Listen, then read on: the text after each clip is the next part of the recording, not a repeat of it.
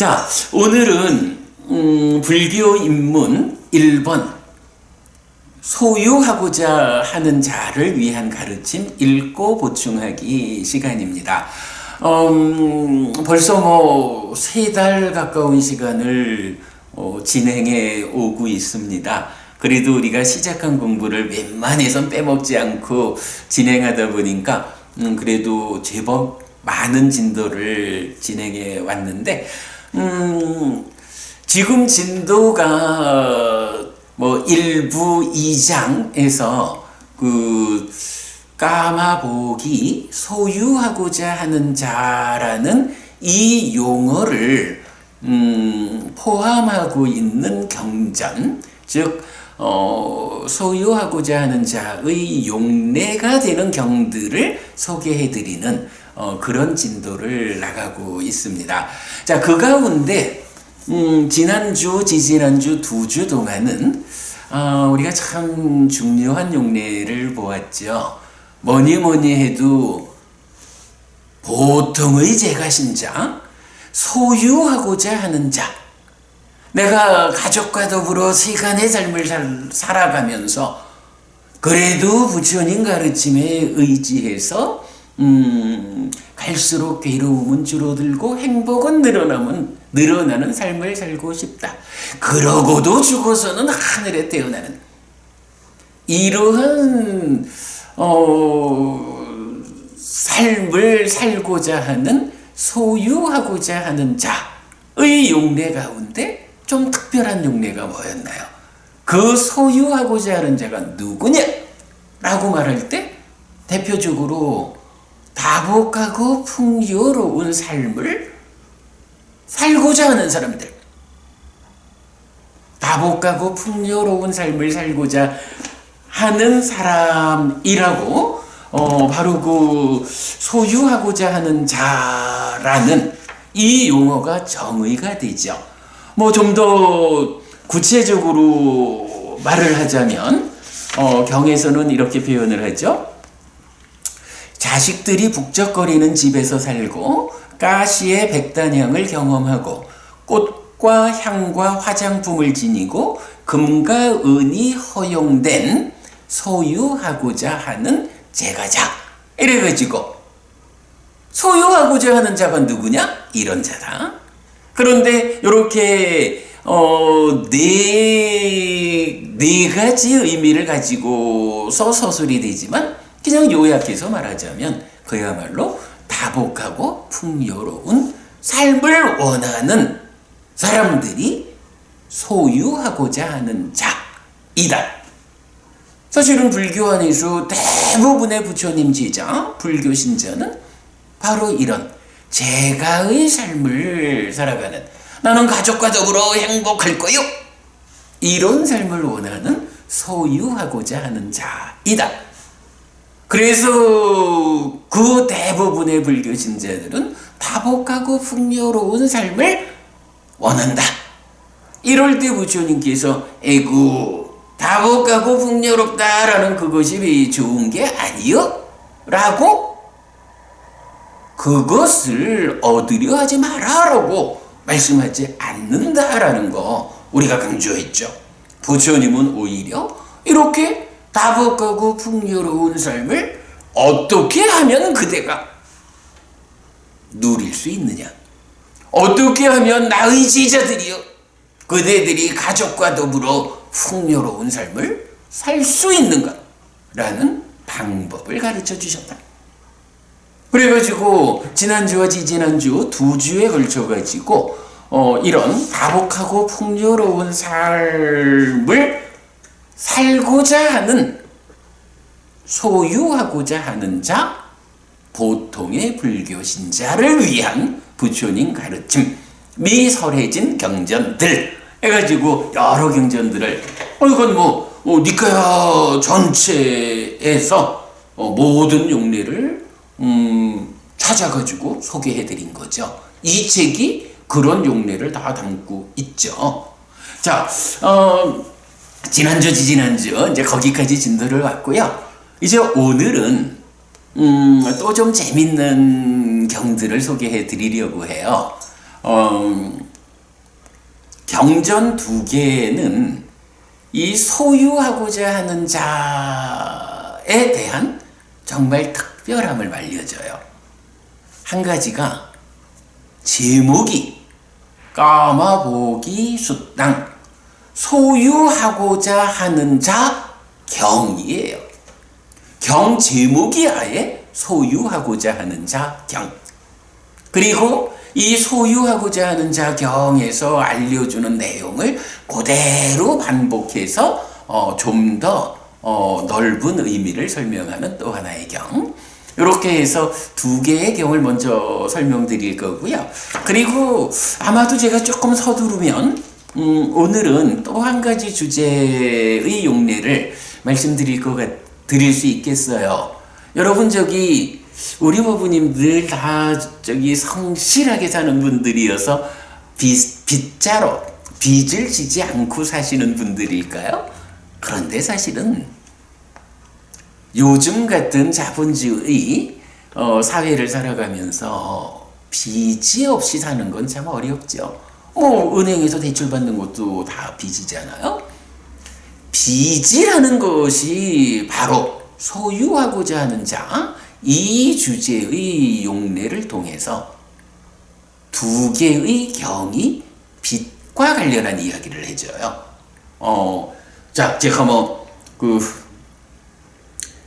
되도록 오늘 좀 서둘러가지고 이렇게 소유하고자 하는 자 경, 직접 그 내용을 다루는 경 두 개하고 빚과 관련해서 설해진 두 개의 경, 요 네 개의 경을 오늘 소개해 드릴 수 있도록 서둘러 보겠습니다. 자, 이건 그렇게 여러분 우리 기억하시자고요.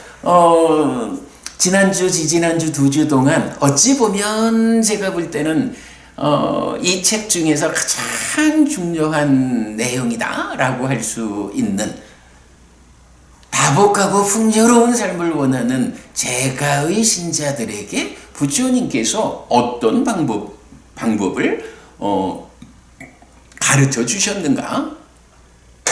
그리고 거기에 이어서 오늘 소유하고자 하는 자 경이라는 직접적인 경을 보고 이어서 빚에 관한 두 개의 경까지 출발해 보겠습니다. 자,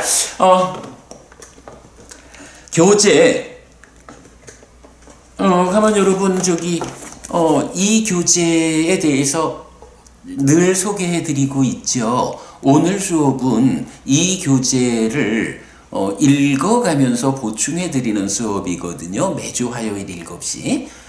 이 책은 제가 직접 지은 책이고요. 출판되어 있습니다.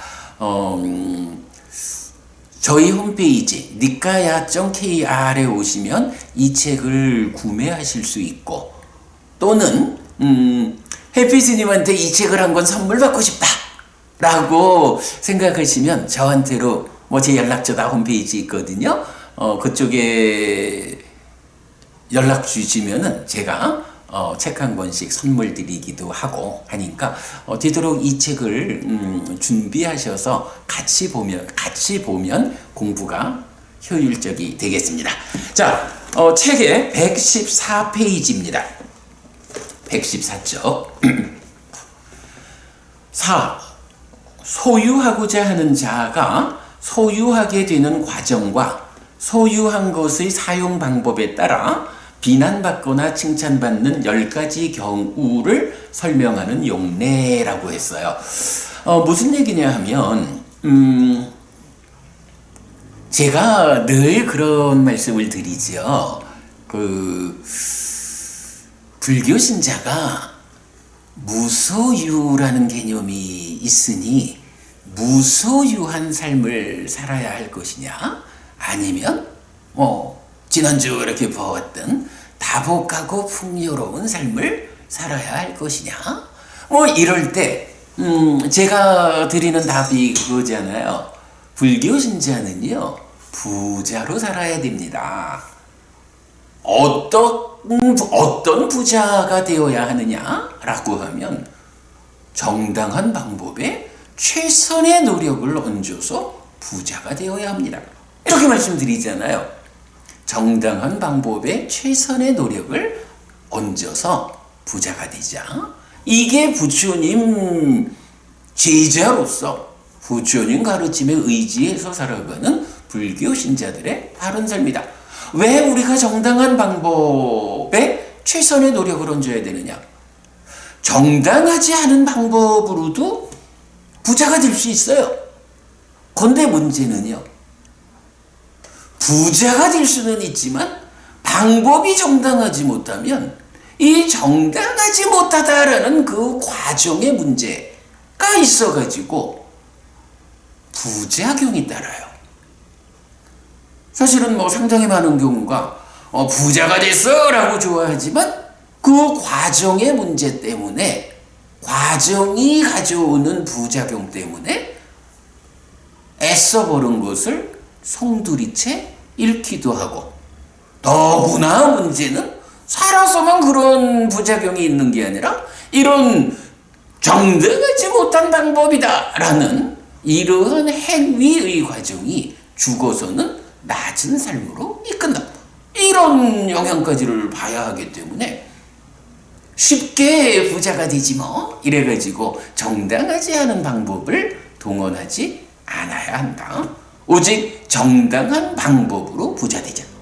그리고 거기에 최선의 노력을 얹어야 한다. 최선의 노력이라는 거는 당연하지요. 방법이 정당한 방법이라는 부자로 이끄는 길이 있어요. 그러면 이 길을 내가 직접 걸어가야 되잖아요. 그런데 그 길을 걸어가면서 놀면서 바깥 구경 다 하면서 쉬엄쉬엄 이래가지고 언제 부자 될 거고 얼마나 큰 부자가 되겠어요. 정당한 방법이라는 부자로 이끄는 그 길이, 방법이 알려졌다면 그 길에서 나는 쉬지 않고 열심히 최선의 노력으로 달려가야 빠르게 부자 되고 큰 부자가 되죠. 부자가 되면 될수록 이제 오늘 소유하고자 하는 자 경에서 알려주겠지만 그 부자가 된다 라는 것에 의해서 내가 스스로 나를 행복하게 하고 내가 나의 능력이 미치는 만큼 다른 사람들에게 더 큰 다른 사람들을 행복하게 해주는 이런 공덕을 지을 수 있다. 이런 부분 때문에 가능하면 빠르게 큰 부자가 되는 것이 좋다. 정당한 방법에 최선의 노력을 얹어서 부자 되자. 늘 드리는 말씀이 바로 이런 의미죠. 자, 경 보겠습니다. 앙구타라 니카야 열의 모음의 91 소유하고자 하는 자 경 까마보기 숫당. 경이 길기 때문에 제가 좀 요약을 했습니다. 10가지 소유하고자 하는 자의 비난과 칭찬, 재물을 얻는 과정과 사용의 측면에서 비난받는 경우와 칭찬받는 경우를 설명합니다. 그죠? 재물을 얻는 과정하고 얻을 때 또 사용할 때에서 정당하지 못한 방법으로 얻고 정당하지 못하게 쓰면 비난받겠죠. 정당한 방법에 최선의 노력을 얹어서 재물을 얻으면 칭찬받겠죠. 사용하는 데 있어서도 그러하겠죠. 이제 그런 이야기입니다. 이때 사용의 측면은 자신을 위한 측면과 남을 위한 측면으로 다시 분류합니다.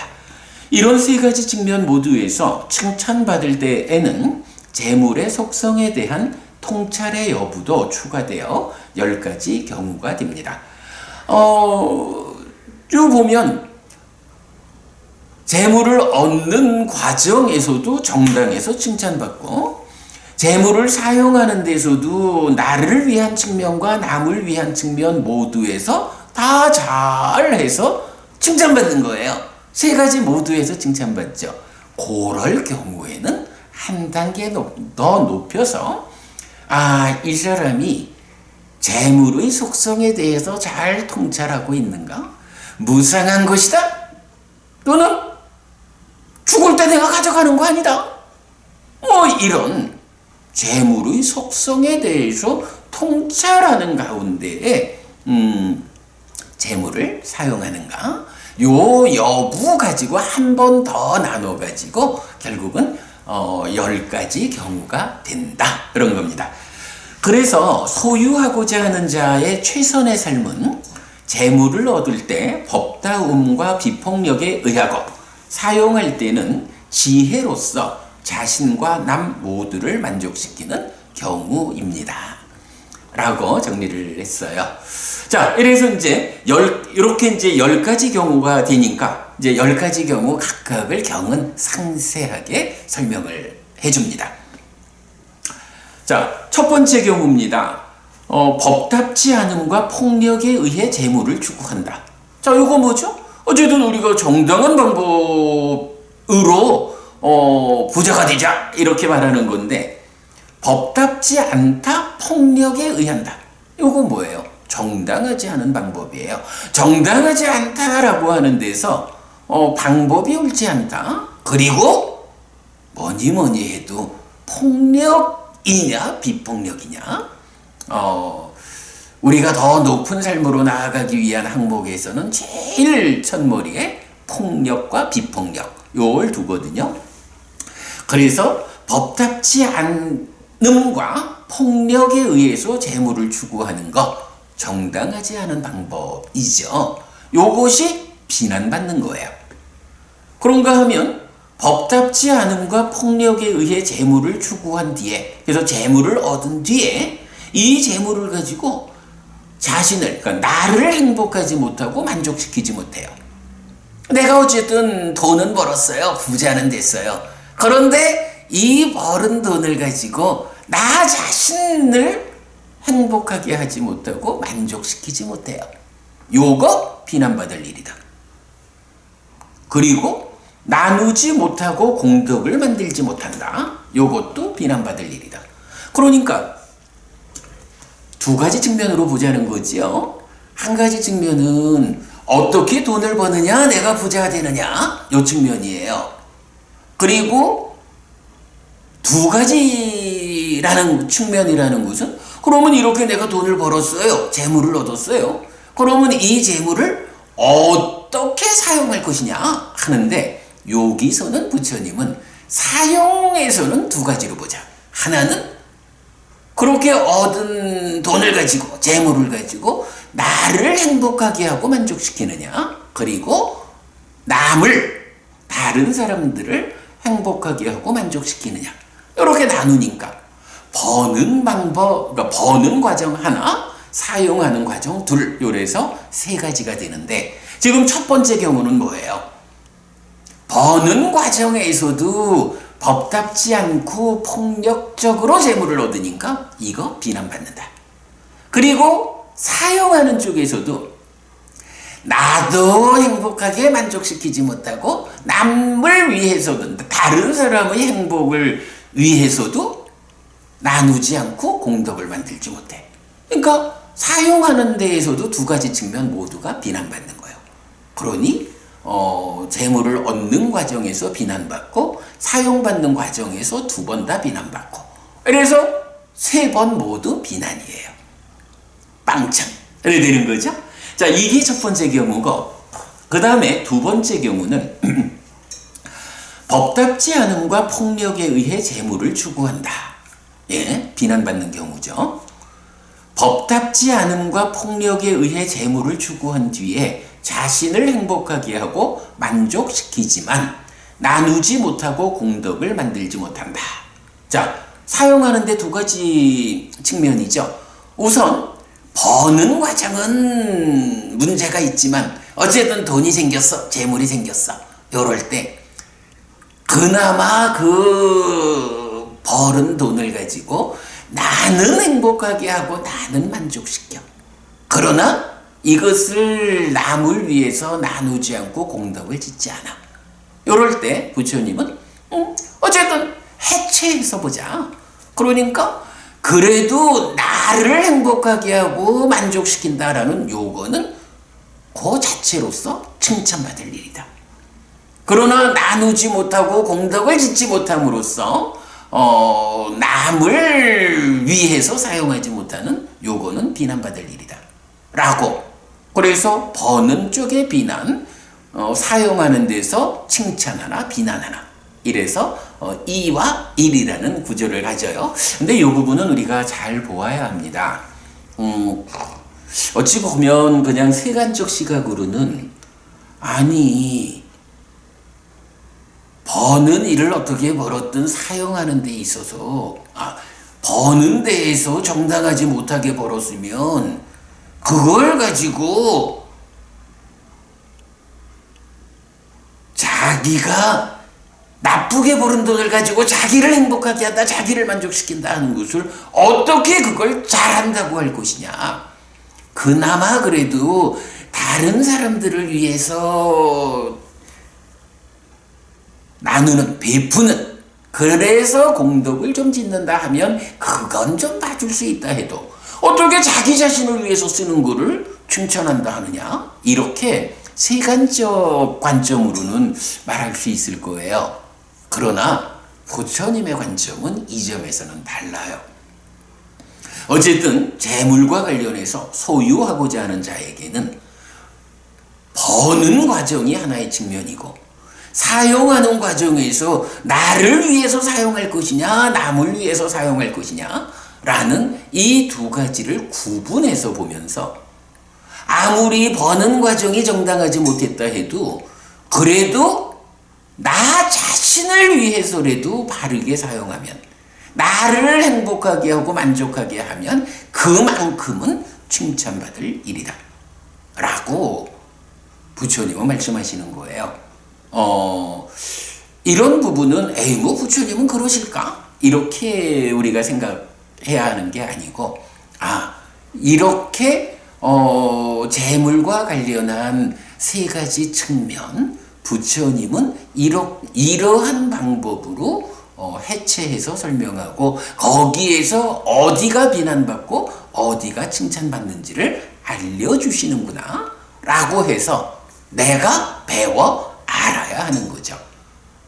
나의 관점을 기준으로 부처님이 이 관점으로 오셔야지, 이렇게 접근하는 것이 올바른 불교 신자가 아니고, 나의 관점과 부처님의 관점이 다르다라고 할 때는 내가 나의 관점을 내려놓고 부처님의 관점으로 달려가는 것이 올바른 불교 신자고, 그러한 사람의 삶이 향상한다 라는 부분을 우리가 분명히 알아야 됩니다.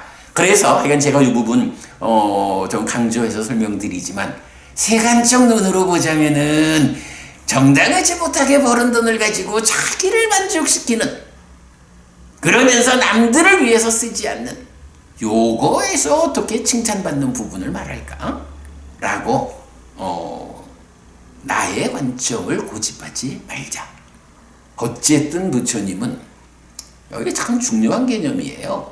부처님은 어쨌든 세상이라는 게 나와 나 아닌 존재들로 구성되어 있어서, 이 세상은 나라는 하나의 중심과 나 아닌 것들이라고 하는 또 하나의 중심이 1대1로 서 있다. 나라고 하는 존재는 이 세상의 절반이다. 이런 관점을 부처님은 지시하는 거거든요. 그러기 때문에 나와 세상이라고 하는, 나와 나 아닌 것들이라고 하는 이런 구성 가운데에서 어쨌든 나를 행복하게 하고 나를 만족시키는 것, 이것은 중요한 일이다. 나누어서 공덕을 짓는, 다른 사람들을 행복하게 하고 만족시켜주는 그것만큼이나 나를 행복하게 하고 나를 만족시키는 이것도 중요한 일이다. 이 부분을 부처님은 말씀하시는 거거든요. 우리가 이제 경을 공부하다 보면 참 많은 곳에서 부처님은 나와 남의 관계, 이제 다른 경에서 보면은 나를 위해서는 실천하는데 남을 위해서는 실천하지 않는 사람이 남을 위해서는 실천하는데 나를 위해서는 실천하지 않는 사람보다 더 낫다라고. 어쨌든 내가 삶의 주인이다. 이 부분을 부처님은 분명히 해주거든요.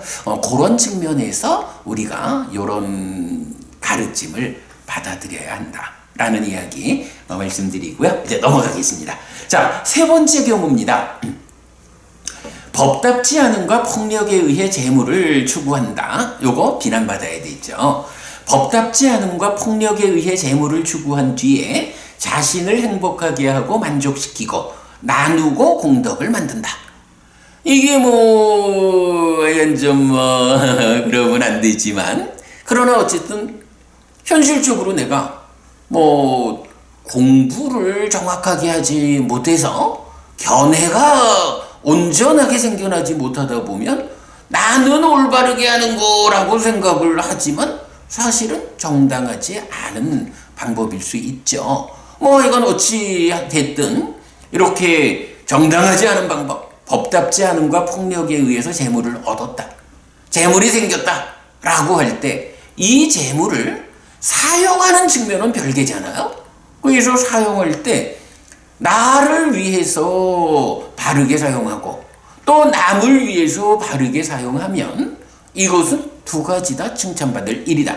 그래서 세 번째 경우는 재물을 얻는 과정에서는 비난받는 한 가지, 재물을 사용하는 두 측면에서 칭찬받는 두 가지, 이래서 1대2의 경우를 보여주고 있다. 이렇게 설명드립니다. 하여간 소유하고자 하는 자경, 경 제목이 바로 그거잖아요.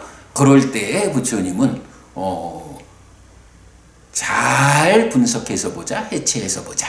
재물과 관련해서는 버는 측면이 한 가지 측면이고, 사용하는 데에서 나를 위해서 사용하느냐, 남을 위해서 사용하느냐라는 두 가지 측면이 있다. 그래서 이 세 가지 측면을 놓고 비난받을 것인가, 칭찬받을 것인가를 말하고 있다라는 부분입니다. 자, 그러면 이제 네 번째 경우로 넘어갑니다. 법답거나 법답지 않음과 폭력이나 비폭력에 의해 재물을 추구한다. 법답거나 법답지 않음과 폭력이나 비폭력에 의해 재물을 추구한 뒤에 자신을 행복하게 하지 못하고 만족시키지 못하고 나누지 못하고 공덕을 만들지 못한다. 자, 요거 네 번째 경우는 사실 이렇게 보면 첫 번째 경우하고 유사하죠. 그런데 아주 현실적인 한 가지 이야기를 부처님이 더하죠. 뭔가요? 사실은 우리가 사업을 하시든 어떤 형태로든 이제 재물을 얻는 일을 해서 부자가 되자 이래야 하잖아요. 그럴 때 사실은 많은 사람들은 100% 정당하지 않은 방법만 쓰거나 100% 정당한 방법에 의해서만 부자가 이루어지는 못하죠. 사실 우리가 이제 그걸 장려하는 건 아니지만 현실적으로 우리 사회에는 많은 사람들이 기왕이면 정당한 방법으로 돈을 벌으려고 노력을 하죠. 하지만 그 과정에서 어떤 필요성이 있을 때는 정당하지 않은 방법에 유혹을 받죠. 그래서 정당한 방법과 정당하지 않은 방법, 이제 경이 말하는 법답지 않음과 법답거나 법답지 않음, 폭력이나 비폭력, 이런 두 가지 경우가 함께 어우러진 상태에서 재물을 얻고 부자가 되는 경우가 보통의 현상이죠. 그러니까 이제 경은 첫 번째 경우에서는 정당하지 못한 방법으로 벌어서 쓰는 쪽도 다 비난받으니까 세 가지 모두 비난받는 경우였죠. 그런데 네 번째 경우는 거기에서 현실적으로 보면 100% 비난받는 경우만 가지고 돈을 벌지는 않는다. 일부 비난받지 않는 정당한 방법으로 돈을 버는 일이 함께한다. 이렇게 이제 그 버는 쪽을 두 가지로 나눠준 거예요. 그래서 어떻게 되나요? 정당하지 않게 버는 경우 비난받는 거, 정당하게 버는 경우 칭찬받는 거, 사용하는 두 측면에 비난받는 거 해서 3대 1로 비난받는 쪽에 치우친 경우, 이게 네 번째예요. 자, 그러면 이제 다섯 번째는 법답거나 법답지 않음과 폭력이나 비폭력에 의해 재물을 추구한다. 그러니까 칭찬과 비난이 함께하죠. 법답거나 법답지 않음과 폭력이나 비폭력에 의해 재물을 추구한 뒤에 자신을 행복하게 하고 만족시키지만 칭찬받는 경우죠. 나누지 못하고 공덕을 만들지 못한다. 비난받는 경우죠. 두 번째 경우에서 버는 쪽을 둘로 나눈 거예요. 그러니까 어때요? 정당하지 못하게 버는 방법 비난받아야 되고요. 정당하게 버는 방법 칭찬받아야 하죠. 거기에 자신을 행복하게 하고 만족시키니까 칭찬받아야 하고, 남을 위해서 나누지 못하고 공덕을 만들지 못하니까 비난받아야 하죠. 비난 2대 칭찬 2, 요런 경우가 다섯 번째 경우죠. 그 다음에 여섯 번째입니다. 법답거나 법답지 않음과 폭력이나 비폭력에 의해 재물을 추구한다. 법답거나 법답지 않음과 폭력이나 비폭력에 의해 재물을 추구한 뒤에 자신을 행복하게 하고 만족시키고 칭찬받죠. 나누고 공덕을 만든다. 칭찬받죠. 그러니까 그대로 연장선이죠. 그러니까 정당하지 못하게 돈을 버는 일 비난받아야 돼요. 그러나 또 한 측면 정당하게 돈을 버는 일 칭찬받아야 돼요. 사용하는 측면에서 나를 행복하고 만족하게 하니까 칭찬받아야 돼요. 나누고 공덕을 만드니까 칭찬받아야 돼요. 여섯 번째 경우는 뭔가요? 비난 1, 칭찬 3. 1대 3의 경우를 보여주죠.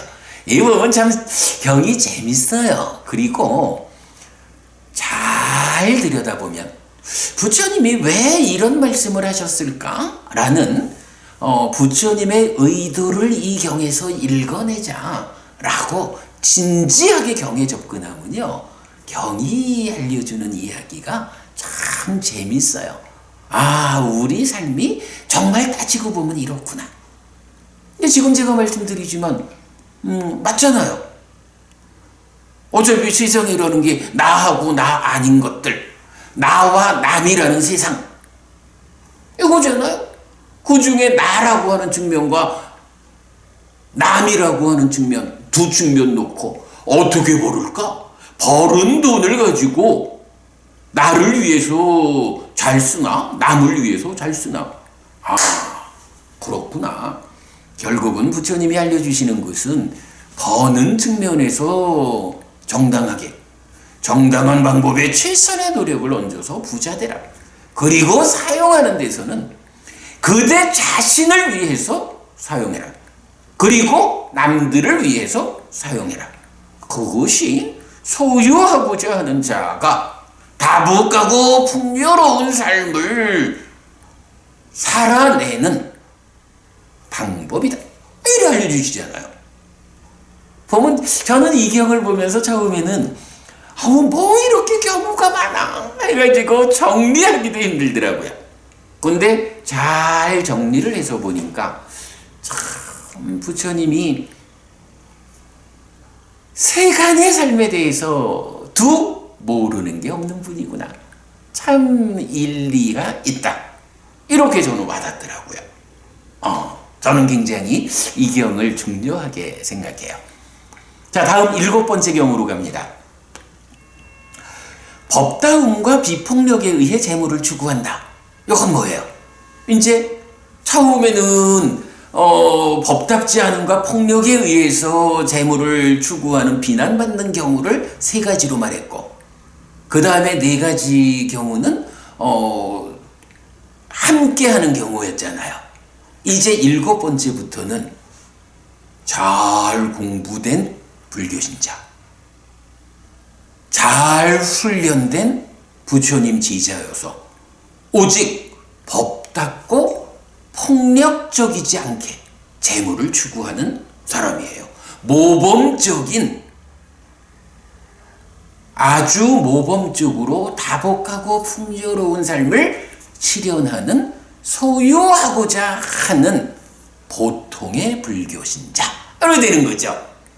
자, 그런 가운데 7번째 경우, 법다움과 비폭력에 의해 재물을 추구한 뒤에 자신을 행복하게 하지 못하고 만족시키지 못하고 나누지 못하고 공덕을 만들지 못한다. 이게 뭐죠? 버는 과정에는 훌륭했는데 사용하는 측면에서는 두 가지 다, 나를 위해서도 쓸 줄 모르고 남을 위해서도 쓸 줄 모르는 거예요. 여러분, 이런 사람을 부르는 말이 있는데 어떤 말이 있을까요? 보광법부님, 이렇게 버는 과정은 정당하게 잘 벌었어. 그런데도 말하자면 재물이 있어 부자가 됐어. 그런데 나를 위해서도 쓸 줄 모르고 남을 위해서도 쓸 줄 모르는 이런 사람, 마치 열심히 창고에 모아만 놓으면 죽을 때 다 가지고 가는 줄 알고 쓸 줄 모르는 이런 사람을 자린고비, 이렇게 말하잖아요. 자린고비 뭔가요? 그 사람이 돈이 없어가지고 굴비 하나 허공에 매달아 놓고 그거 쳐다보면서 밥 먹나요? 아니라고요. 자린고비를 말할 때 그 사람이 돈이 없어가지고 그렇다라고 말하지 않는 거예요. 돈이 있든 없든 있다라고 봐야겠죠? 그런데 이 사람이 아까워가지고 그 돈에 대한 집착, 이런 것 때문에 아이고, 이 돈을 내가 어떻게 써?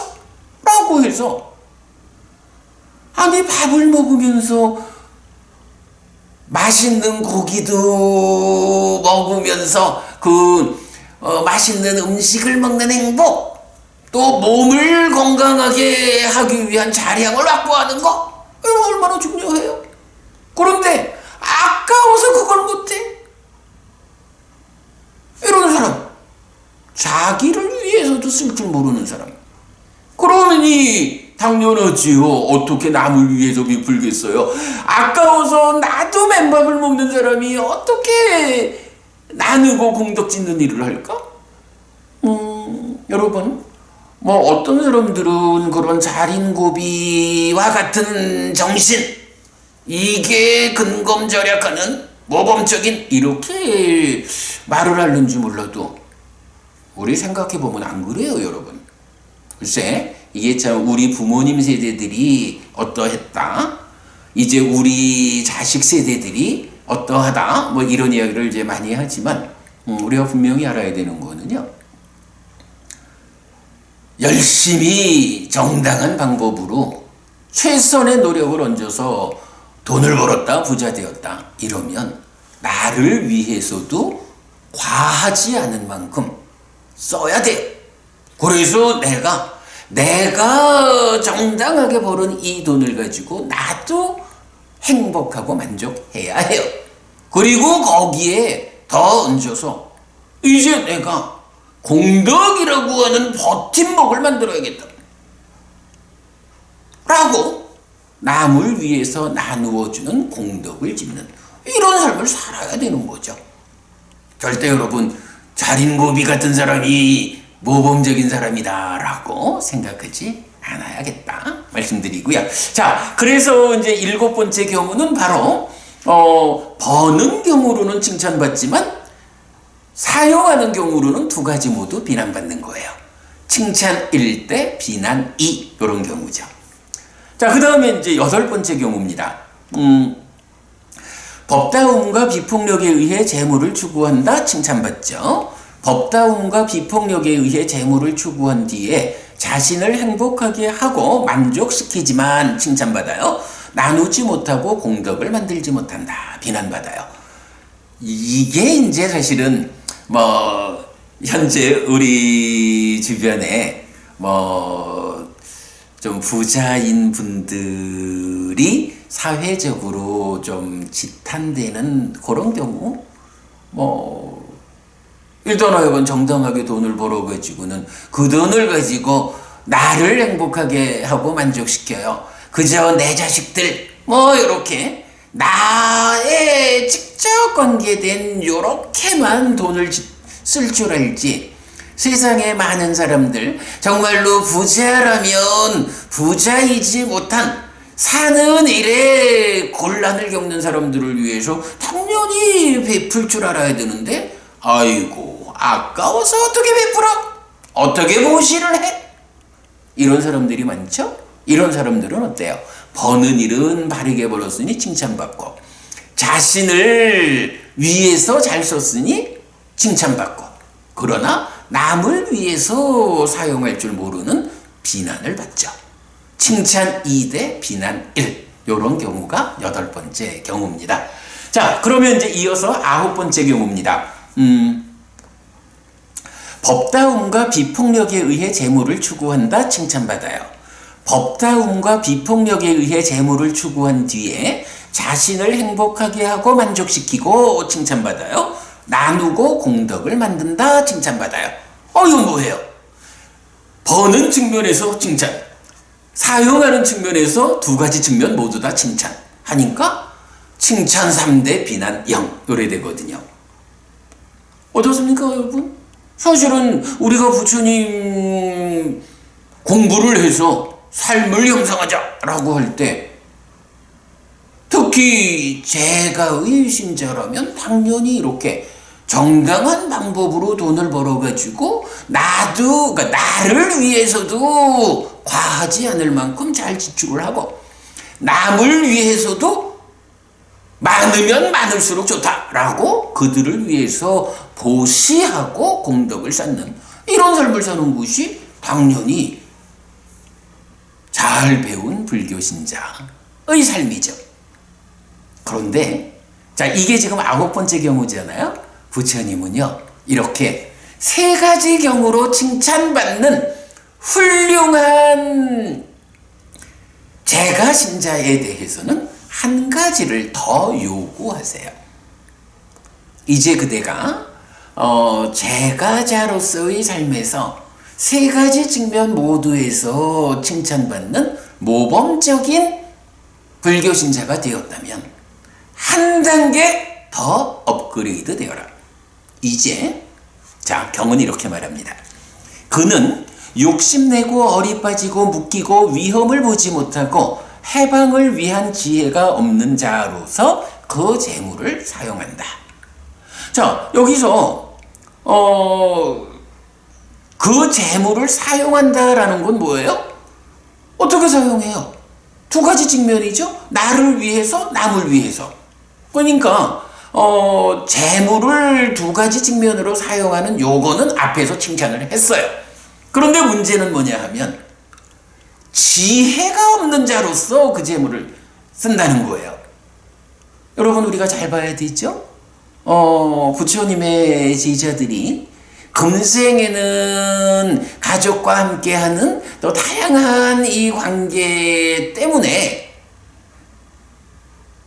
깨달음을 성취하자라고 범행을 실천하는 삶으로 나아가지 못한다 해도, 그래서 제가자의 삶을 살고 있다 해도, 그러나 내가 이런 소유하고자 하는 자라는 이 삶에 만족할 수 없다.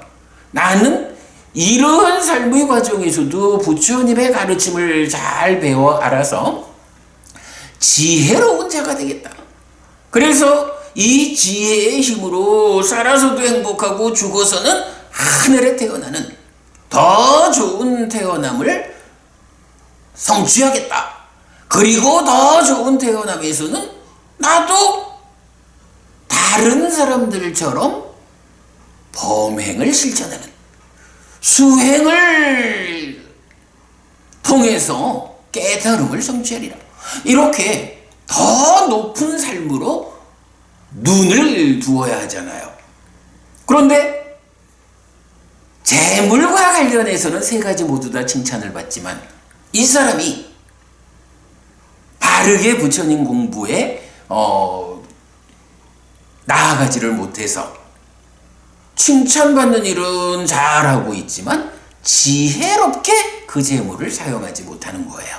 똑같이 나를 위하고 남을 위해서 재물을 사용하지만 그러니까 지혜가 받쳐주지 못하는 상태에서 재물을 사용한다. 요거 비난받아야 한다. 해서 요 경우는 칭찬 3가지 대 1가지 비난. 이렇게 나오고요. 이어서 이제 10번째 마지막 경우는 그것까지 칭찬받는. 그래서 법다움과 비폭력에 의해 재물을 추구한다. 법다움과 비폭력에 의해 재물을 추구한 뒤에 자신을 행복하게 하고 만족시키고 나누고 공덕을 만든다. 그는 욕심내지 않고 어리빠지지 않고 묶이지 않고 위험을 보고 해방을 위한 지혜가 있는 자로서 그 재물을 사용한다. 정당하게 벌어가지고 나를 위해서도 과하지 않은 만큼 사용을 하고 남을 위해서 충분히 사용을 하는 이런 칭찬받는 삶, 그러한 재물의 사용의 측면에서 이 재물이라는 것이 어떤 것이냐? 무상한 것이다. 내가 가져가는 거 아니다.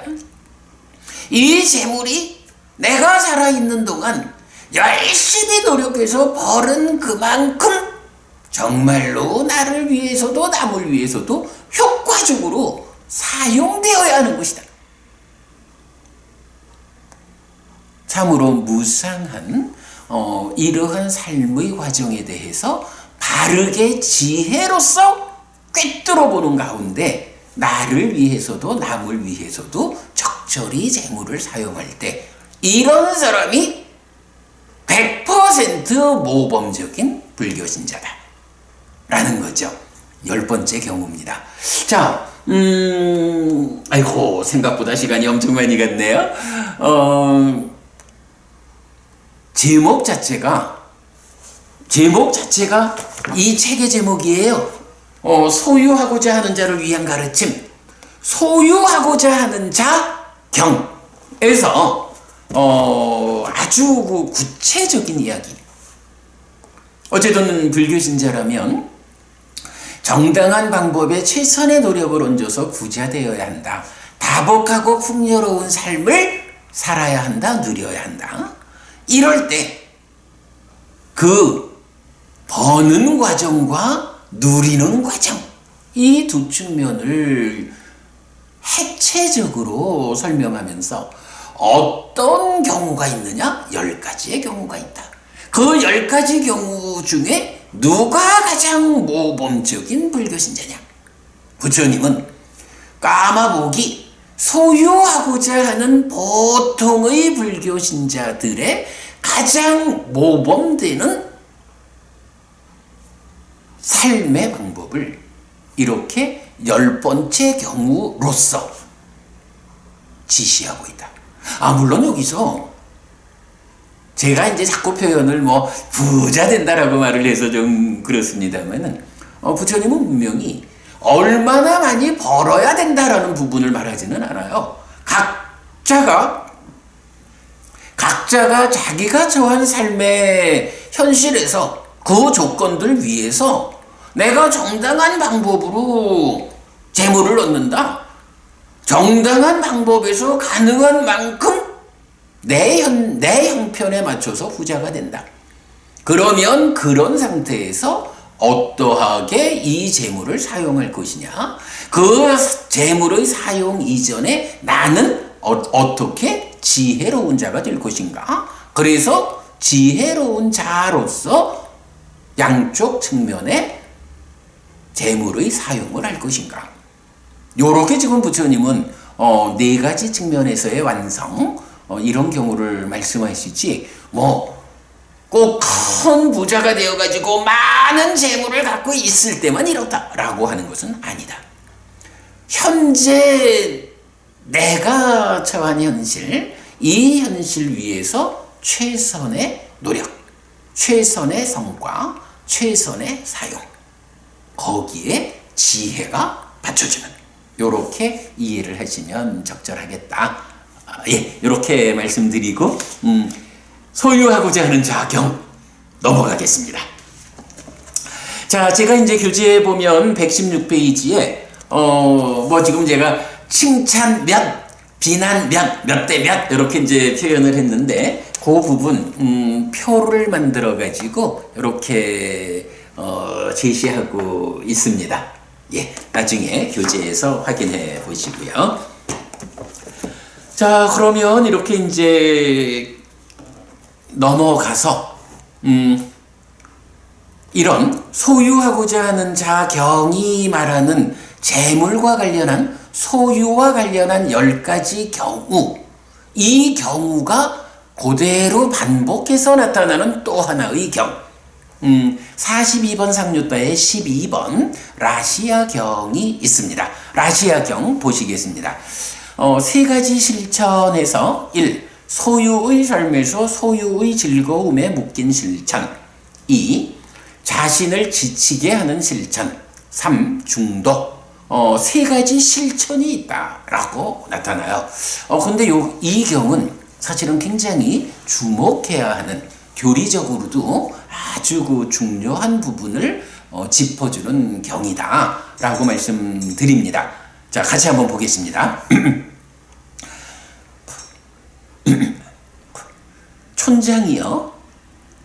아이고, 박수까지 쳐주시네요. 고맙습니다.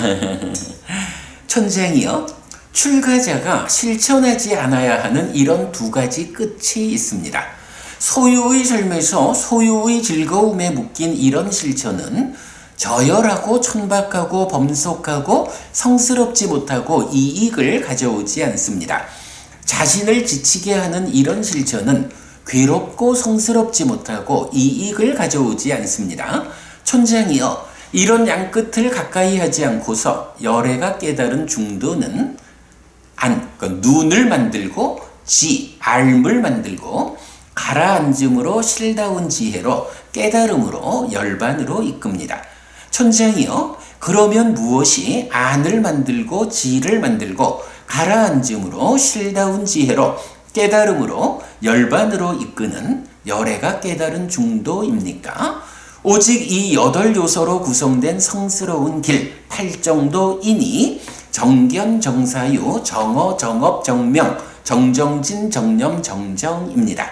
촌장이여, 이것이 안을 만들고 지를 만들고 가라앉음으로 실다운 지혜로 깨달음으로 열반으로 이끄는 열애가 깨달은 중도입니다. 라고 경이 시작돼요.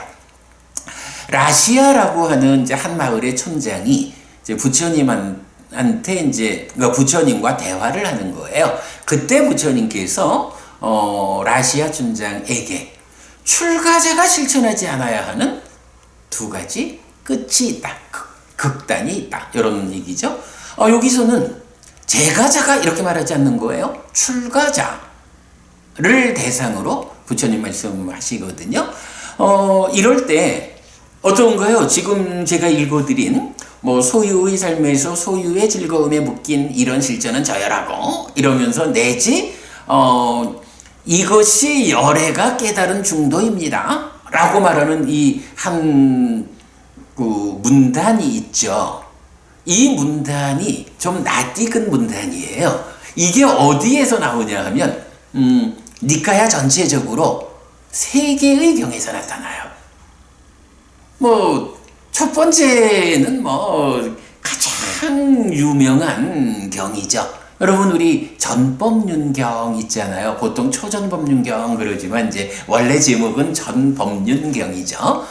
부처님께서 법륜을 굴렸다라고 해서 법륜을 굴린 경, 전법륜경이에요.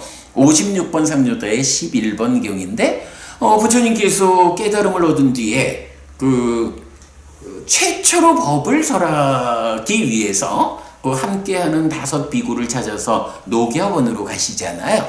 그래서 이제 그 녹야원에서 함께하는 5 비구를 만나가지고 그들을 설득해가지고 자리에 앉혀가지고 법을 설하시는 첫마디.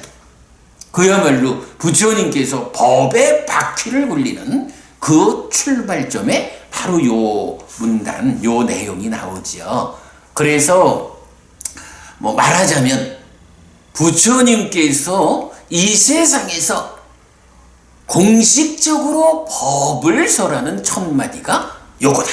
이렇게 이제 하시면 이해할 수 있죠. 그래서 이건 아주 중요한 문구예요. 그 이제 이걸 가지고 보통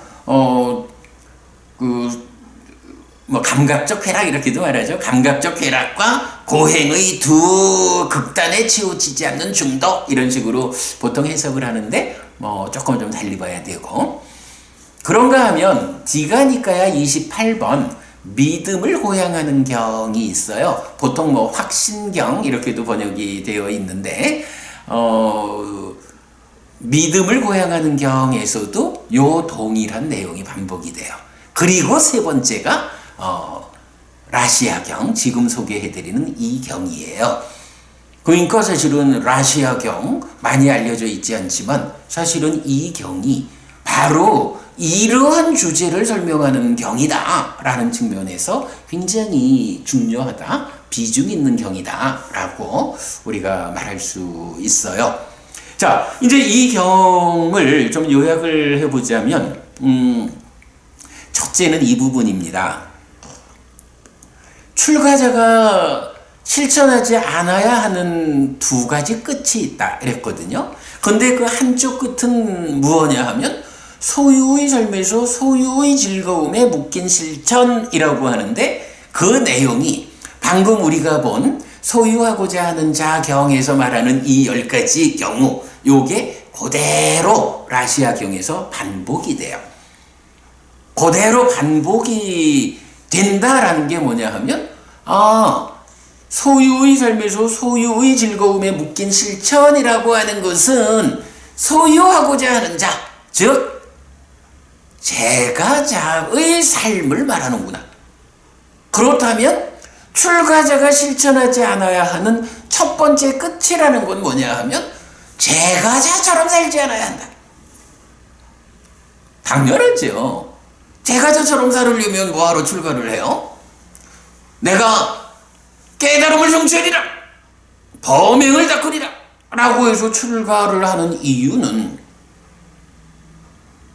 이번 생에 내가 끝장을 내겠다, 윤회하는 이런 고달픈 삶을 반복하지 않겠다 라는 깨달음을 지향점으로 세간의 삶을 포기하고 출가하는 거잖아요. 그런데 이러한 출가자가 보통의 제가자, 소유하고자 하는 자와 같은 삶을 산다 라고 하면 그건 말이 안 되죠. 그러니까 이러한 소유하고자 하는 자의 삶이라고 하는 실천이 출가자가 실천하지 않아야 하는 하나의 끝이다. 당연하죠.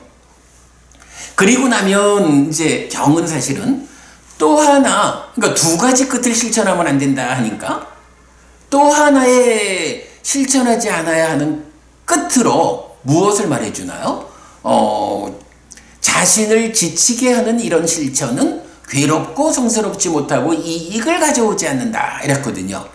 자신을 지치게 하는 실천, 이게 뭐예요? 우리가 보통 말하는 고행이라는 거지요. 고행이라고 하는 이 실천은 바르게 깨달음으로 이끄는 실천이 아니다. 자, 출가자가 되었다. 그래서 깨달음을 성취해가지고 윤회에서 벗어난다, 열반을 실현한다, 모든 괴로움을 소멸하고 완전한 행복을 실현하겠다라고 목적을 명확히 했다면, 첫째로는 당연하죠. 출가자가 제가자의 삶을 살면 안 되니까 제가자라고 하는 이 하나의 끝을 실천하지 않아야 하는 거예요. 그런 위에서 부처님께서 지치게 하는 실천, 그거 또 다른 끝이다 라는 말은 뭐냐 하면 깨달음으로 나아가기 위한 바른 길이 아니다. 고행이라고 하는 지치게 하는 실천이라는 이 방법은 깨달음으로 이끌지 않는다. 이 부분을 말해주는 거예요. 사실은 부처님도 출가해가지고 깨달음을 성취하는 그 6년의 과정에서 고행을 많이 하시잖아요. 그 고행의 끝에 깨달을 것이다 라고 고행의 끝에까지 갔지만 부처님 판단이 어때요? 이러한 고행이라는 방법은 깨달음을 위한 바른 길이 아니다 라고 판단을 해서 고행을 버리고 고행에서 벗어나가지고 이제 보리수 밑에 앉아가지고 팔정도라고 하는 깨달음으로 이끄는 바른 길을 발견하잖아요. 바로 그 부분이거든요. 출가한 사람은 첫째는 소유하고자 하는 자, 제가자처럼 살면 안 되는 거예요. 그 위에서 출가자로의 삶을 사는 가운데에 고행이라고 하는 깨달음으로 이끌지 못하는 이런 한 극단에도 접근하지 말고 오직 팔정도라고 하는 깨달음으로 이끄는 바른 길을 실천해야 한다. 그래서 지금 경도 그렇게 말하는 거죠.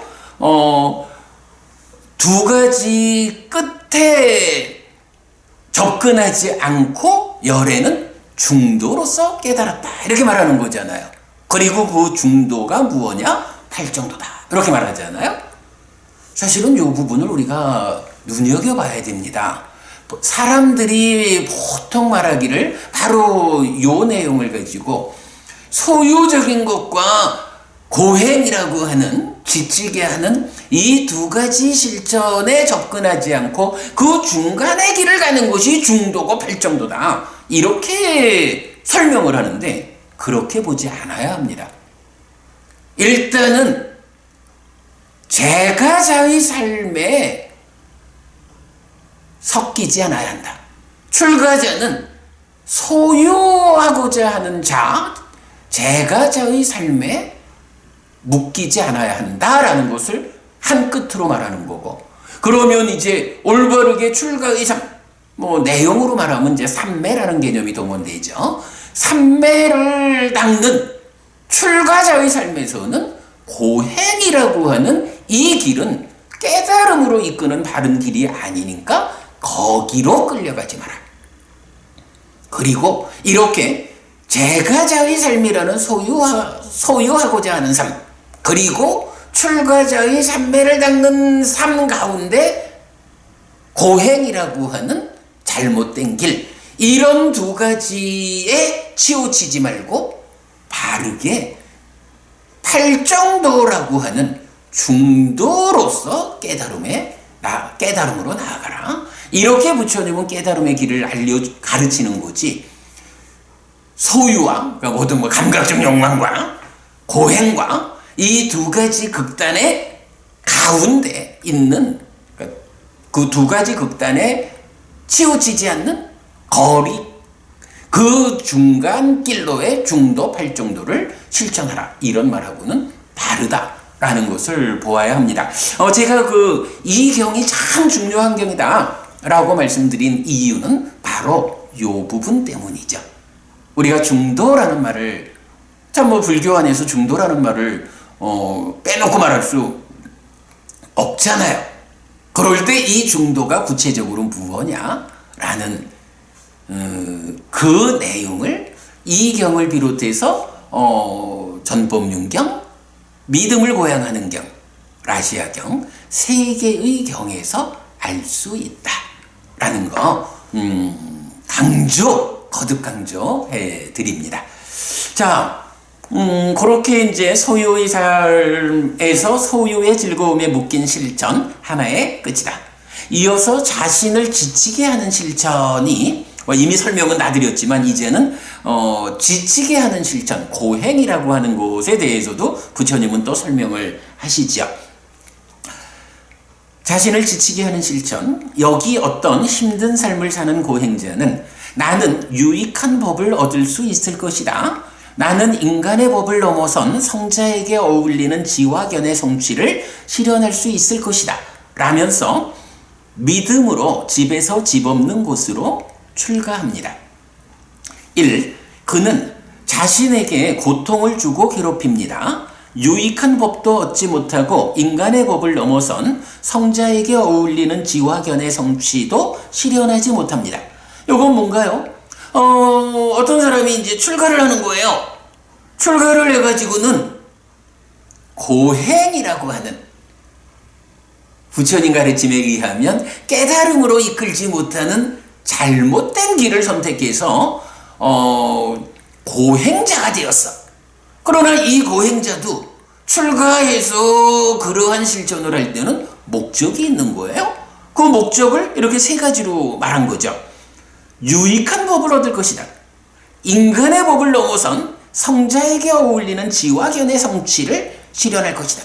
이런 두 가지 목적을 가지고 출가를 한 거예요.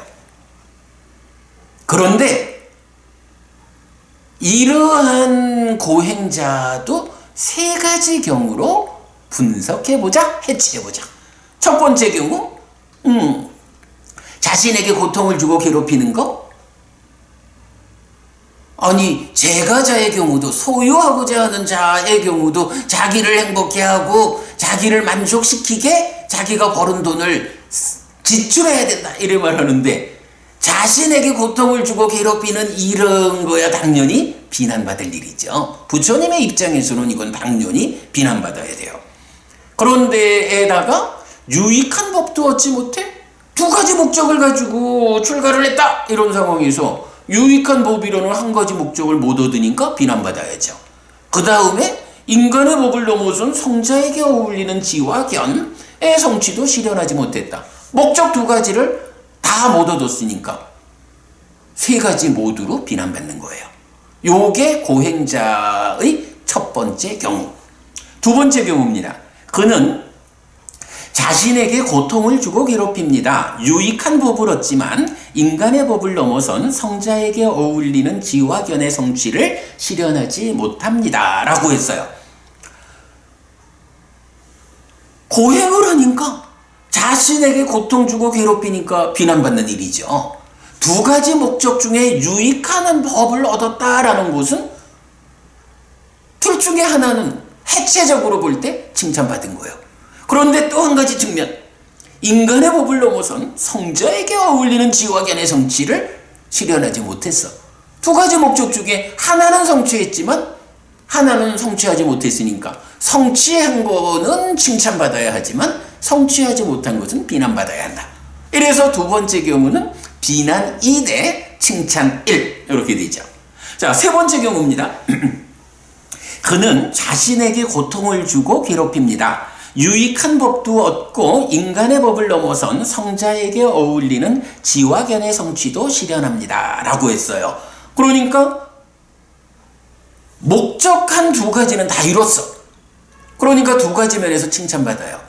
그러나 근본적으로 고행이라고 하는 자신에게 고통을 주고 괴롭히는 이런 지치게 하는 실천은 이 자체가 바르게 깨달음으로 이끄는 실천이 아닌 거예요. 그러니까 그 실천 자체가 바르지 못하니까 비난받아야 돼. 그런 얘기죠. 근데 여기서는 또 좀 눈여겨봐야 되는 게, 아니, 과정이 비난받는 건데 어떻게 유익한 법을 얻고 그런 지화견을 얻습니까?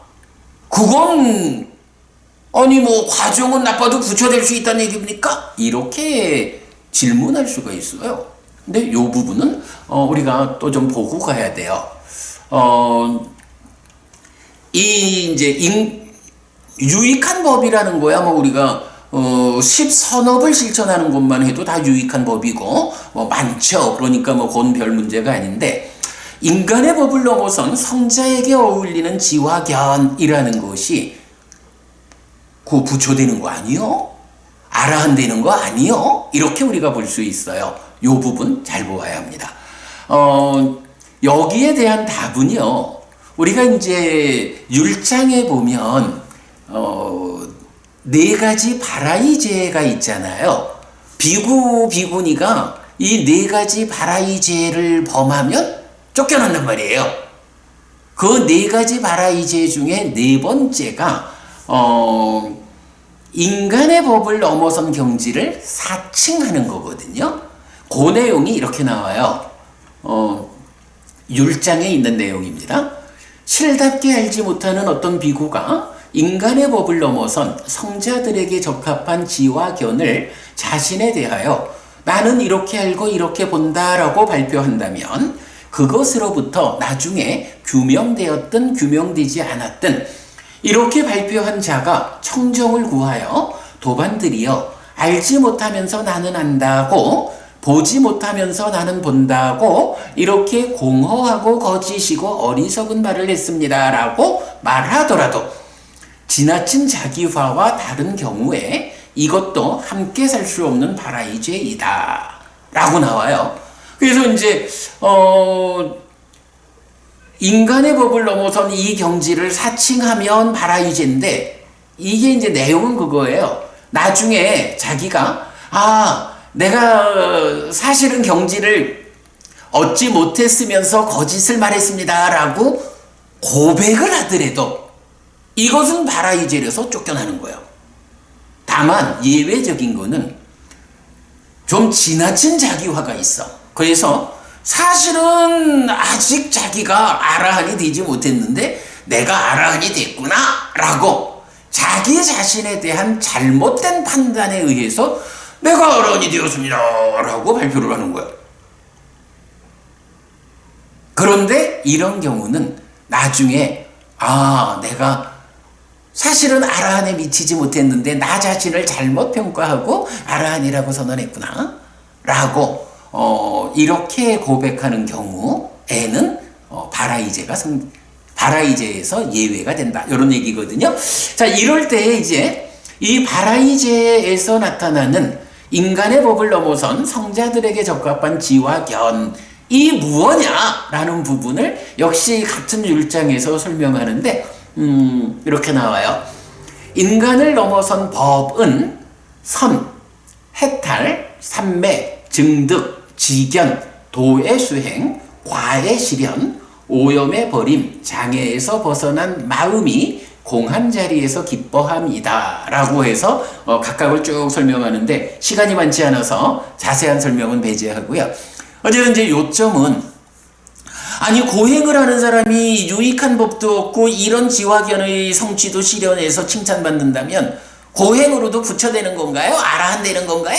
이런 질문을 할 수 있다라는 점 때문에 제가 인간을 넘어선 법이라고 하는 것이 꼭 아라한 완전한 깨달음을 성취하는 경우만을 말하는 게 아니라 그보다는 훨씬 더 앞선 경지에서 선을 닦는다 또는 삼매를 성취해서 삼매를 닦는다 오염을 버린다 장애에서 벗어난다 이렇게 그 수행이 일정 경지 이상의 높은 성과를 내면 그러한 높은 성과, 주로 이제 삼매가 성취된 이 삼매 이후의 성취라고 보아야 하죠. 이런 경우를 인간을 넘어선 법이라고 말하기 때문에 여기에서 이제 고행자가 유익한 법도 없고 그런 지화견도 성취했다라고 하는 걸로 그러면 고행자도 깨달을 수 있는 건가 봐 이렇게 보는 것은 적절하지 않다. 좀 낮은 수준의 지화견의 성취 이렇게 보아야 한다. 어쨌든 고행자는 자신에게 고통을 주고 괴롭힌다 자기를 지치게 하는 이런 실천을 한다라는 것은 성스럽지 못하고 이익을 가져오지 못한다. 이러한 방법은 깨달음으로 이끄는 실천이 아니어서 부처님도 깨달음 이전에 하나의 시행착오의 과정으로 그 실천을 하다가 버리고 팔정도라는 깨달음으로 이끄는 바른 방법을 찾아서 부처가 되었다. 이 부분을 우리가 바로 알아야 돼요. 불교를 보는 관점에서 굉장히 중요한 관점이에요. 옛날에 어떤 사람은 저한테 질문하기를 불교라는 게 뭐 딴 게 있나 불교라고 할 게 뭐 있어요? 어차피 그때 인도에 있던 산매를 닦아서 산매의 끝에서 깨달았고 그때 인도에 있던 고행의 끝에서 깨달았는데 거기에 불교라고 할 게 뭐가 있어? 이렇게 이제 저한테 공격적인 질문을 하신 분이 있었어요. 그때 제가 바로 요 내용을 가지고 그렇지 않습니다. 산매의 끝에 깨달음이 있는 게 아니라 불교에서 산매는 깨달음으로 가기 위한 토대일 뿐입니다. 산매라는 토대 위에서 벗어남의 과정을 통해서 이제 불교 용어로 산매 수행, 사마디 바와나라고 하는 산매를 닦는다라는 산매라는 토대 위에서 산매를 닦는 벗어남의 과정을 통해서 부처님은 깨달았다. 그러니 산매의 끝에 깨달음이 있으니 불교가 없다라고 말하는 것은 무식한 일이다 라는 부분을 정확히 지적했고 고행의 끝에서 깨달았는데 불교가 뭐가 있느냐? 아니다. 고행은 그 끝에까지 가도 깨달음으로 이끄는 길이 아니다라는 것을 부처님이 알고서 그 고행을 버리고 벗어나서 그때 비로소 깨달음으로 이끄는 바른 길, 팔정도 중도로서 깨달았다. 그래서 모르는 사람은 삼매의 끝에 깨닫고 고행의 끝에 깨달았으니 불교가 실체가 없다라고 말할 수 있지만 아니다. 불교는 그 두 가지 중에 삼매는 토대로 해서 깨닫고 고행은 깨달음으로 이끄는 바른 길이 아니다라고 바르게 알아서 버리고 깨달음으로 이끄는 이것이 불교다라고 말하는 중도 팔정도의 실천, 팔정도라고 하는 깨달음으로 이끄는 바른 길을 부처님께서 발견해서 거기서 깨달았다. 그래서 불교는 실체적으로 있다. 중도다, 팔정도다. 이것이 불교다. 이런 중도 곧 팔정도를 고멸도성제로 포함하고 있는 사성제라는 진리가 불교다. 불교는 실체가 있다. 제가 이렇게 답변한 적이 있었어요. 굉장히 중요한 주제입니다. 이 주제가. 시간이 다 돼가네요. 이제 마무리해야 될 것 같아요. 자, 라시아경에서는 이렇게 전법륜경 또 믿음을 고양하는 경 과에서 나타나는 요 내용을 가지고 출가자가 제가자처럼 소유적인 삶을 살지 않아야 한다. 그리고 자신을 지치게 하는 실천 고행은 이렇게 비록 유익한 법을 얻는다거나 지화견을 성취한다거나 하는 성과를 일부 낼 수는 있지만 방법 자체가, 과정 자체가 옳지 않기 때문에 비난받는다. 이렇게 말하고 나서 이제 중도에 대한 설명을 하세요. 중도에 대해서 부처님은 이렇게 말씀하셔요. 촌장이요, 이런 세 가지 퇴보로부터의 그러니까 이런 세 가지 퇴보로부터의 벗어남은 스스로 보이는 것이고 시간을 넘어선 것이고 와서 보라는 것이고 향상으로 이끌고 지혜로운 이에게 개별적으로 알려지는 것입니다. 어떤 뜻입니까? 좋아하는 자는 탐 때문에 자신을 해치는 의도도 하고 남을 해치는 의도도 하고 둘 모두를 해치는 의도도 합니다. 탐이 버려질 때 그는 자신을 해치는 의도도 하지 않고 남을 해치는 의도도 하지 않고 둘 모두를 해치는 의도도 하지 않습니다. 퇴보로부터의 벗어남은 개별적으로 알려지는 것입니다. 싫어하는 자는 진 때문에 자신을 해치는 의도도 하고 남을 해치는 의도도 하고 둘 모두를 해치는 의도도 합니다. 진이 버려질 때 그는 자신을 해치는 의도도 하지 않고 남을 해치는 의도도 하지 않고 둘 모두를 해치는 의도도 하지 않습니다. 퇴보로부터의 벗어남은 개별적으로 알려지는 것입니다. 모르는 자는 치 때문에 자신을 해치는 의도도 하고 남을 해치는 의도도 하고 둘 모두를 해치는 의도도 합니다. 치가 버려질 때 그는 자신을 해치는 의도도 하지 않고 남을 해치는 의도도 하지 않고 둘 모두를 해치는 의도도 하지 않습니다. 퇴보로부터의 벗어남은 점점점 개별적으로 알려지는 것입니다. 촌장이요. 이런 세 가지 퇴보로부터의 벗어남은 점점점 개별적으로 알려지는 것입니다. 라고 마무리가 되거든요. 그러면 이제 여기서 자, 중도는 뭐냐 하면 중도는 8정도다 라고 경이 말해줬어요. 그런데 이제 이 경에서 소유적인 실천하지 마라, 지치게 하는 고행이라는 실천하지 마라, 오직 중도가 깨닫는 길이다 라고 말씀을 하시면서 이 중도 8정도를 다른 경에서는 보지 못하는 독특한 형태로 중도 곧 8정도를 설명하는 거예요. 일단 중도 8정도를 닦는다, 깨달음으로 나아간다 라는 것은 퇴보로부터 벗어나는 것이라는 거예요. 퇴보. 그런데 이 퇴보가 세 가지가 있다 라는 거예요. 그래서 세 가지 퇴보로부터 벗어나는 거는 스스로 보이는 것이고, 시간을 넘어선 것이고, 와서 보라는 것이고, 향상으로 이끌고 지혜로운 이에게 개별적으로 알려지는 것입니다 라고 했는데, 지난주에 제가 소개해드렸지만 불법승에서 법, 가르침이 어떻게 정의돼요? 가르침이 바로 스스로 보이는 것이고, 시간을 넘어선 것이고, 내지 지혜로운 이에게 개별적으로 알려지는 것이다 라고 정의가 되잖아요. 그러니까 여기서는 세 가지 퇴보로부터 벗어남이 법이다, 부처님 가르침이다. 부처님 가르침이 무엇입니까? 라고 말하면 부처님 가르침은 담마, 법이라고 하는데, 그거는 스스로 보이는 것이고, 시간을 넘어선 것이고, 와서 보라는 것이고, 향상으로 이끌고 지혜로운 이에게 개별적으로 알려지는 것인데, 그것이 또 무엇냐라고 하면 세 가지 퇴보에서 벗어나는 것이요.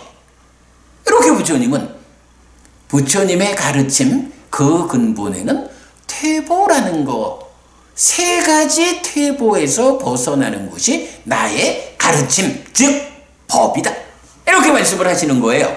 그러면서 어떤 셋인가? 퇴보라는 것이 세 가지가 있어서 세 가지 퇴보에서 벗어나는 것이 중도다, 8정도다, 그리고 나의 가르침이다 라고 말씀하시는데, 그 세 가지가 뭐냐라고 하니 탐진치라는 것이 있다는 거예요.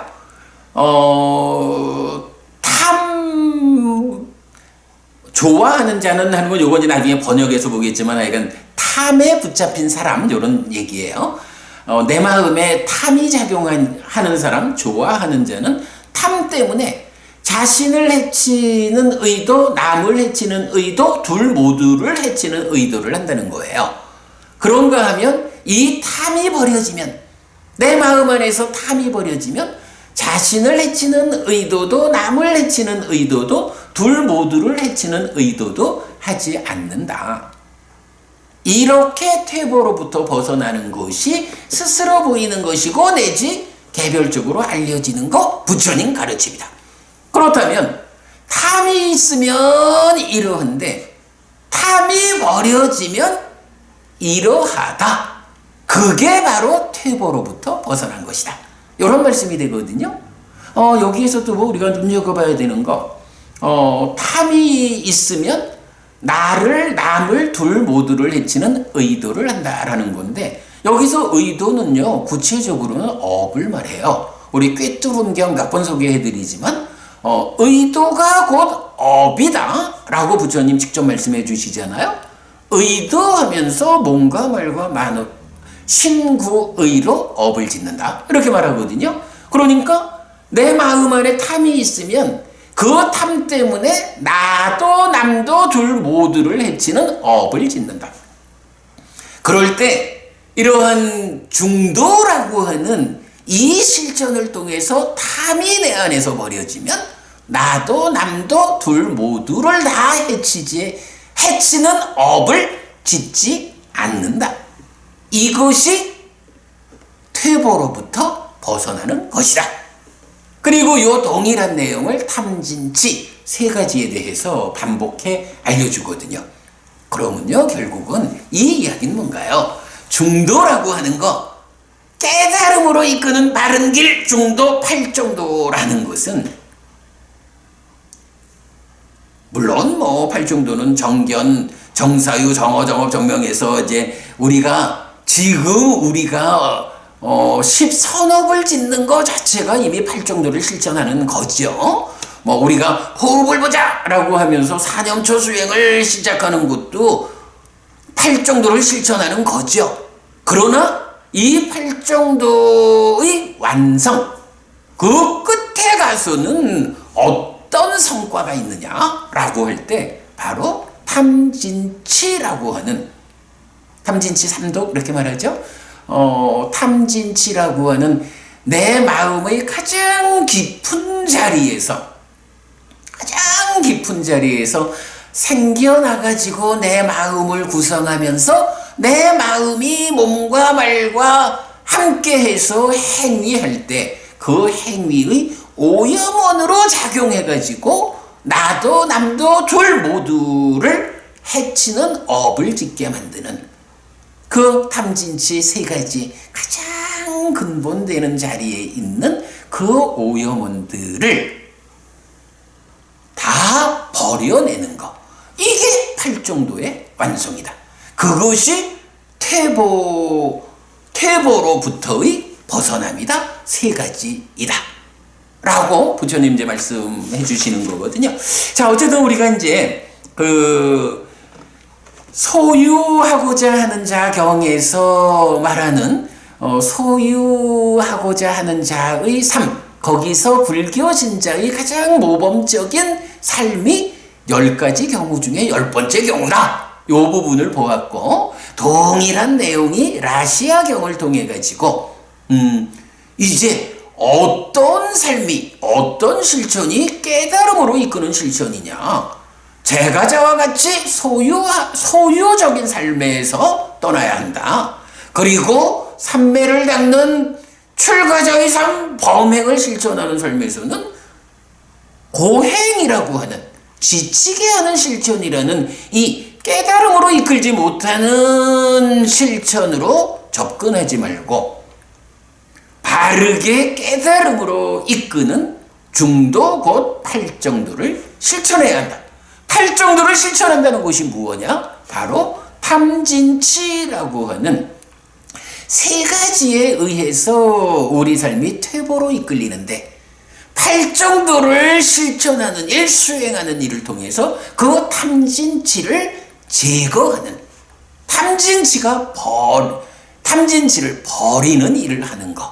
이것이 바로 중도라는, 팔정도라는 바르게 깨달음으로 이끄는 실천, 그 완성이다. 라는 것을 이제 말해주고 있어요.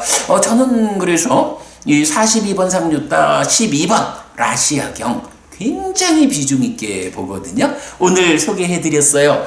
시작하면서는 이 경 두 개에다가 빚과 관련한, 그죠? 우리 빚이 가지는 위험, 빚쟁이, 이런 빚과 관련한 경 두 개를 오늘 더 소개해드리겠다 했는데 다음 주로 미룹니다.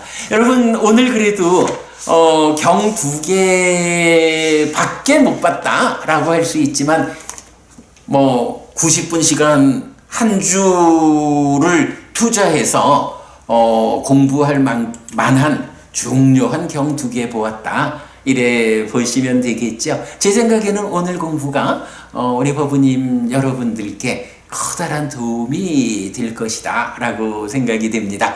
어쨌든 뭐 오늘 공부 잘 기억하셔서 여러분 삶의 향상에 갈수록 괴로움은 줄어들고 행복은 늘어나는 삶, 그리고 죽어서는 하늘에 태어나는 이러한 향상하는 삶을 위한 자양분으로 삼으시기 바라면서 오늘 수업 마치도록 하겠습니다.